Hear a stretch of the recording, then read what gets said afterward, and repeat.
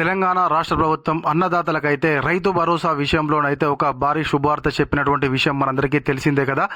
ఇక ఈ నెల 23 తర్వాత నుంచి అయితే రైతు భరోసా అకౌంట్లలో జమ చేయడానికి రాష్ట్ర ప్రభుత్వం అయితే అన్ని విధాలా సిద్ధంగా ఉన్నట్లుగా తెలుస్తుంది కదా. అయితే ఎన్ని ఎకరాల వరకు రైతు భరోసా ఇవ్వడానికి రాష్ట్ర ప్రభుత్వం సుముఖంగా ఉంది అనేటువంటి ఒక కొత్త క్వశ్చన్ అయితే అన్నదాతల్లో కలుగుతుంది. ఎందుకనంటే మొన్నటిదాకానైతే కేవలము 4 ఎకరాల లోపే రైతు భరోసానైతే ఇవ్వడం జరిగింది కదా. మరి ఇప్పుడు ఎన్ని ఎకరాల వరకు రైతు భరోసా ఇవ్వనున్నారు?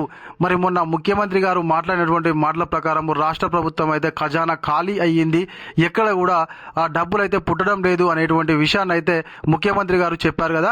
మరి ఇప్పుడు ఎన్ని ఎకరాల వరకు అయితే రాష్ట్ర ప్రభుత్వం అన్నదాతలకు రైతు భరోసా ఇవ్వడానికి సిద్ధంగా ఉంది అనేటువంటి విషయాల గురించి అయితే మనము ఒక్కసారి ఈ వీడియోలో మాట్లాడుకుందాము.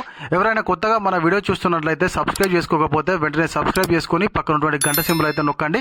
అయితే రైతు భరోసా విషయంలోనైతే రాష్ట్ర ప్రభుత్వము మొదటి నుండి కూడా కొంచెం సుముఖంగా ఉన్నా కూడా మరి ఎందుకు ఇంత ఆలస్యం అవుతుందో అర్థమైతే కావడం లేదు. మొదట మనకు జనవరి 26వ తారీఖు నాడు అయితే ఆదివారం కావడంతో రైతు భరోసా రాలేదు అని చెప్పేసి అన్నారు. అయితే అప్పటి నుంచి వెళ్ళి మొదలు పెడితే మార్చి 31 వరకు అర్హత కలిగినటువంటి ప్రతి ఒక్కరికి కూడా రైతు భరోసా అకౌంట్లో జమ చేస్తామని చెప్పేసి చెప్పినటువంటి ప్రభుత్వము మరి ఇప్పటికీ మే నెల గడుస్తున్నా కూడా ఆల్రెడీ మనకు ఇంకొక 20 రోజులైతే రోహిణి కార్తె అనేటువంటిది రావడం జరుగుతుంది. వానాకాలం మొదలు కాబోతుంది. మరి ఇప్పటికీ యాసంగి సీజన్ సంబంధించిన రైతు భరోసా రాలేదు. ఇంకొక 20-25 రోజులైతే మనకు వానాకాలం కూడా స్టార్ట్ అయిపోతుంది. మరి వానాకాలం సీజన్ సంబంధించిన రైతు భరోసా ఎప్పుడు ఇస్తారు అని చెప్పేసి ఇంకొక ప్రశ్న అయితే అన్నదాతల్లో వ్యక్తమవుతుంది. మొదటగా ఏంటంటే ఇప్పుడు యాసంగి సీజన్ సంబంధించినటువంటి రెండో దశ మూడో దశగా చెప్పవచ్చును. ఎందుకంటే మొదట కేవలము ఆ తెలంగాణ మొత్తంలో మండలానికి ఒక గ్రామాన్ని మాత్రమే ఎంపిక చేసుకుని రాష్ట్ర ప్రభుత్వం అయితే రైతు భరోసా ఇవ్వడం జరిగింది. అదేవిధంగా ఒక 4 పథకాలను అయితే జనవరి 26వ తారీఖు నాడు రాష్ట్ర ప్రభుత్వం ప్రారంభించింది కదా.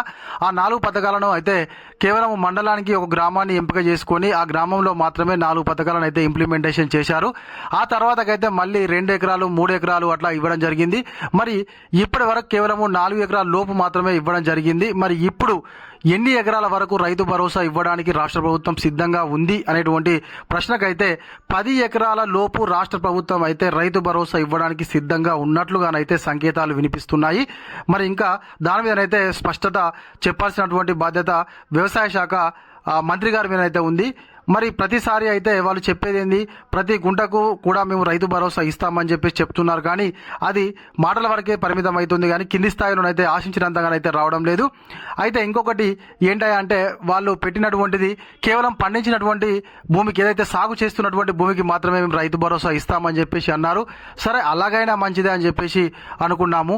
తర్వాతకి ఎలక్షన్ల ముందు మనకైతే 15,000 రూపాయలు, ఒక ఎకరాకు 7,500 ఇస్తాము, సంవత్సరానికి 15,000 రూపాయలు ఇస్తామని అన్నారు. తర్వాతకి రాష్ట్ర ఆర్థిక పరిస్థితి బాగాలేదు, 6,000 రూపాయలు, గతంలో 5,000 వచ్చేది, ఇంకొక 1,000 పెంచి 6,000 రూపాయలు ఇస్తాం, సంవత్సరానికి 12,000 రూపాయలు ఇస్తామని చెప్పారు. సరే, అలా అయినా మంచిదే అని చెప్పేసి అన్నదాతలు అన్ని విధాలా కాంప్రమైజ్ అయ్యి సరే ఎంతో కొంత ఇస్తే ఆర్థికంగా మాకు పెట్టుబడి సాయం ఆదుకున్నట్లుగా అవుతుంది అని చెప్పేసి అయినా కూడా ఏం అనలేదు. సరే, అట్లా అయినా కూడా రాష్ట్ర ప్రభుత్వము సగమే ఏది ఇప్పటికీ 4 ఎకరాల లోపు వేసినటువంటి వాళ్ళకు కూడా అందరికీ రైతు భరోసా రాలేదు.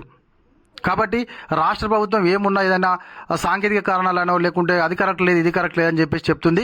అన్నదాతలు కూడా ఈసారి ఖచ్చితంగా మీ యొక్క బ్యాంకులకు ఈ కేవైసీ చేసుకొని పెట్టుకోండి. మళ్ళీ ఈ కేవైసీ చేయలేదు మీకు, ఇగో ఇళ్ళ తప్పు ఉన్నది, ఇగో అల్ల తప్పు ఉన్నది, నీ పేరు బ్యాంకులు ఉన్నట్టుగా ఆధార్ కార్డు మీద లేదు, ఆధార్ కార్డు మీద ఉన్నట్టుగా బ్యాంకులు లేదని చెప్పేసి ఏదో సాకుగా చెప్పి మరి రైతు భరోసా వేయడం లేదు అనేసి ఒక అన్నదాతలు అయితే అంటున్నారు. కాబట్టి మన దిక్కు తప్పు ఉండకుండా ఖచ్చితంగా మీరైతే ఈ కేవైసీలు కానీ లేకపోతే మొబైల్ నెంబర్ లింక్ చేసేటువంటి ప్రక్రియలు కానీ పూర్తి చేయండి. తప్పకుండా మే నెల చివరి వరకు అయితే రైతు భరోసాను రాష్ట్ర ప్రభుత్వం ప్రారంభించాల్సిందే తప్పకుండా. ఎందుకంటే ప్రారంభించడం అంటే అదే మనకు 4 ఎకరాల పైన అయితే ఉన్నటువంటి వాళ్ళకు వేయాల్సిందే. ఎందుకనంటే మరొక 10-15 రోజుల తర్వాతకైతే తప్పకుండా వానాకాలం సీజన్ స్టార్ట్ అవుతుంది. కాబట్టి అన్నదాతలు ఆందోళన వ్యక్తం చేస్తారు, ప్రభుత్వం మీద వ్యతిరేకత వస్తారని. తప్పకుండా మే నెల చివరి వరకు అయితే రాష్ట్ర ప్రభుత్వం యాసంగి సీజన్కు సంబంధించిన రైతు భరోసా వేస్తుంది. అది అందరి అన్నదాతలకు వెయ్యాలి అని చెప్పేసి కోరుకుంటున్నాను.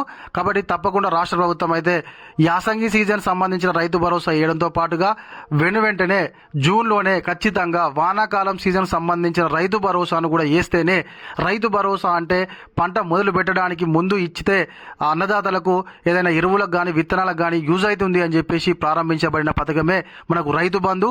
ఆ రైతు బంధు ప్లేసులనే మీరు రైతు భరోసా పెట్టిరు. కాబట్టి తప్పకుండా మనకు వానాకాలం సీజన్ సంబంధించింది అయితే మొదటనే ఇస్తారని చెప్పేసి నేనైతే అనుకుంటున్నాను. ఇవ్వాలి, ఎందుకంటే అన్నదాతలను ఆర్థికంగా ఆదుకోవడము ప్రభుత్వాల బాధ్యత.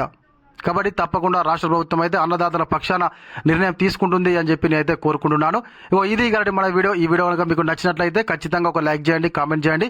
ఎవరైనా కొత్తగా మన ఛానల్ చూస్తున్నట్లయితే సబ్స్క్రైబ్ చేసుకోకపోతే వెంటనే సబ్స్క్రైబ్ చేసుకొని పక్కన ఉన్నటువంటి గంట సింబల్ నొక్కండి. Thank you.